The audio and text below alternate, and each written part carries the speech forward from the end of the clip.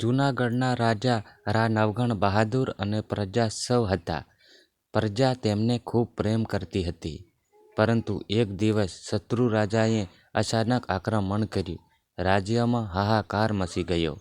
સૈનિકો ઓછા હતા, શત્રુ શક્તિશાળી હતો.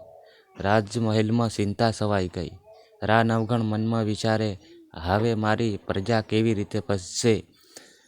રાત્રિના શાંત સમયમાં રા નવઘણ એકલા મંદિર ગયા. માતાજીના ચરણોમાં માથું નમાવી પ્રાર્થના કરી, હે મા ખોડિયાર, તમે મારી ઈષ્ટદેવ છો. આજે મારા રાજ્ય અને પ્રજાની લાજ તારા હાથમાં છે. રાજાની આંખોમાં આંસુ હતા, પણ દિલમાં અડધ શ્રદ્ધા હતી. અચાનક મંદિરમાં તેજસ્વી પ્રકાશ પડ્યો. મગર સવાર મા ખોડિયાર પ્રગટ થઈ. માતાજીએ કહ્યું, નવઘણ, ડરશો નહીં. જ્યાં વિશ્વાસ હોય ત્યાં હું હંમેશા હાજર હોઉં. માતાજીએ આશીર્વાદ આપ્યા. રાજાને નવી શક્તિ અને આત્મવિશ્વાસ મળ્યો.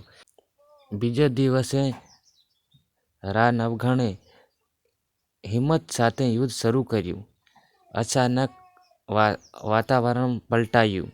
શત્રુઓમાં ગભરાટ ફેલાયો. રા નવઘણ અને તેમની સેના શૂરવીરતા સાથે લડી. અંતે શત્રુ પર વિજય મેળવ્યો.